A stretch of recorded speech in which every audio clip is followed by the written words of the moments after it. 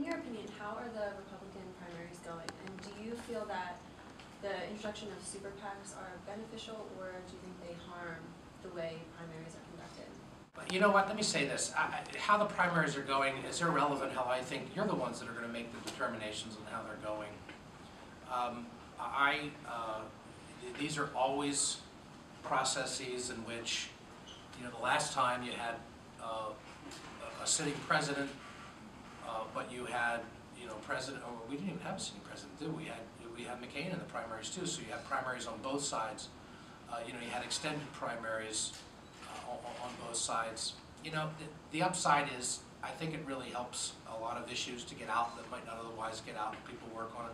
Downside is I think there's a lot of frustration out there right now, and a lot of attention's being paid to issues that I think most people are focused on jobs in the economy. I wish there was more on those core things, but you know, in the end, they're going because people are exercising their voice, and what will be will be. And then at the end, you know, I'll support our ticket and try to work to make a case for why I think that person should be in the White House. And you asked about super PACs. Tough issue, you know. I think a lot of all of this, you know, under the Supreme Court decision, groups can now put significantly more dollars into campaigns. I think in the long run, they tend to cancel each other out. People get so inundated with information.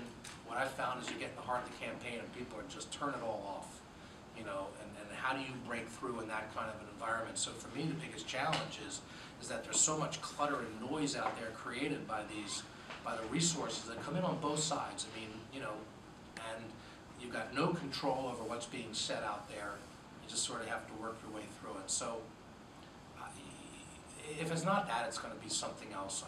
I find it difficult to you know, break through that clutter, but that's what, you know, that's why you go out and you work hard and you try to create personal relationships and let people know what you're doing so you can do it. I know there's been talk about an early withdrawal from Afghanistan in 2013. Do you think that will actually be effective to sustain long-term security within the area, or will it actually just bring U.S. forces back under the detail of being support troops? Right, that's a very good question. And, you know, I don't know what will happen as we go down moving forward. The president was pretty deliberate just the other day in saying that he does not anticipate changing the current plan for withdrawal from Afghanistan.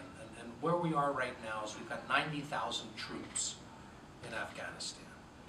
And the effort now is to turn over the security of that nation to Afghan forces so that they can operate independently. The plan would have been to draw down, I think, some 25 or 30 by the end of this year, and gradually by the end of 2014 remove our presence from an active duty service that, you know, is engaging in, you know, the forward activity of some 90,000, the surge, and bring it back to a point where there'll be about 20,000 troops, mostly in an advisory capacity, and the Afghans would take it over in 2014. The bottom line is that the principal purpose why we were here in the first place was to not allow Afghanistan to revert back to a lawless region effectively run by the Taliban, in which they became a place that harbored and trained the terrorists that attacked our nation and want to continue to attack our nation. And so there's a shared commitment in trying to assure that we don't allow Afghanistan to just so completely retreat. I think we will stay true to the effort to try to stand up Afghanistan significant enough to represent itself, but be out by 2014 in terms of that significant commitment. And I don't think these immediate events should or will change. I'm talking about the Koran burning, the Marines that urinated on the dead soldier, the dead terrorist, and then this recent shooting. They're all these very dramatic, difficult issues, but we can't allow those things to affect what have been the principal purpose behind what has been a very costly commitment. And frankly, I would love to see our young men and women back safely and away from this commitment. And bringing it back to like the economy and jobs, what would you say some of the, I guess, maybe the steps taken by both the Obama administration as well as the Federal Reserve, whether they have helped or hindered the current state of our economy? Well, my concern is that some of the policies have created a great deal of uncertainty.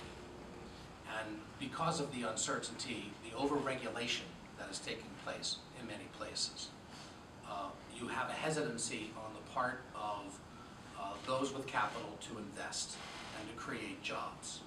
So I think that the facts are that we spent a lot of money on a stimulus plan. Now, some will argue that there were some benefits, and you can point to things, and there were some things that benefited from those stimulus dollars, but we borrowed close to $1 trillion to sort of seed the things, and a lot of those dollars, in my mind, were not committed to the kinds of things that really would have created long-term employment. Or use, for instance, infrastructure. There could have been a significant investment in real infrastructure, and it didn't happen with those dollars. As a result, we aren't any better off, but we're $1 trillion in debt. Now, I believe that what people aren't taking into account is money that is currently sitting on the sidelines. So we try to prime the pump, so to speak, and there'll be people who will argue that at that time it was necessary to assure continued confidence in, the economy. But the bottom line is, right now, we still haven't gotten the investment of the private dollars, and there's an excess of 1.3 or 1.4 trillion dollars. It changes up and down. It's been as high as 1.6. In money sitting on corporate balance sheets, private sector money, that if they have an incentive and they have a sense of confidence, will invest. And I believe that's the place that you're going to see the kind of stimulation that would create economic activity that's going to get new jobs and new opportunity. And it's not going to be necessarily, but they then create suppliers and new opportunities in a variety of different regions. And we need to inspire reinvestment to take those dollars off the sideline. And then there may be places where government dollars can complement to some extent that activity. But that's my belief, and I do think that it is a genuine way in which we can really put capital to work. Last thing, I really encourage you to take some time and become involved in the process. When I was a senior in college in Maine, and I went and I volunteered for a woman running for mayor in Lewiston. That was the neatest thing, that I was running around on the bus with her, going to factory gates. To me, that was the most incredible thing in the world. But it was a start. I was doing something in which I was learning about how this process starts. A lot of the students came down, volunteered on the campaign, made phone calls to them, but you got to see how this stuff works.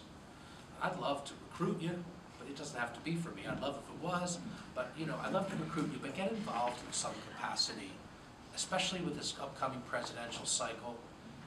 In the beginning, you'll be like, well, how do I do it? And what I'm going to do doesn't mean much. Just by being there, you begin to understand the process. And I'll just close by one. I never really went and applied for another job the rest of my life, except for I applied to a job for you to run for Congress. But what I'm saying is numerous opportunities presented themselves because people saw me acting in the context of a particular circumstance. And politics and government draws people in from all walks of life. So I met people in the business community, I met people in the government community, I met people in social service agencies.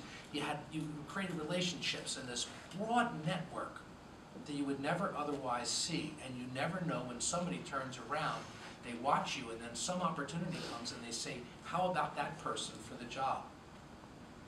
And I found it to be a tremendous entree. As I said, every opportunity ultimately came because somebody else came to me and said, would you consider doing this? I mean, I went to law school on my own and did all that, but even in that context, it was the people that I had already met that came and recruited me into my first law firm. I didn't even apply to the firm. It was a top Philly firm. They came to me because the leading partner knew me from politics. So it's an example of getting involved.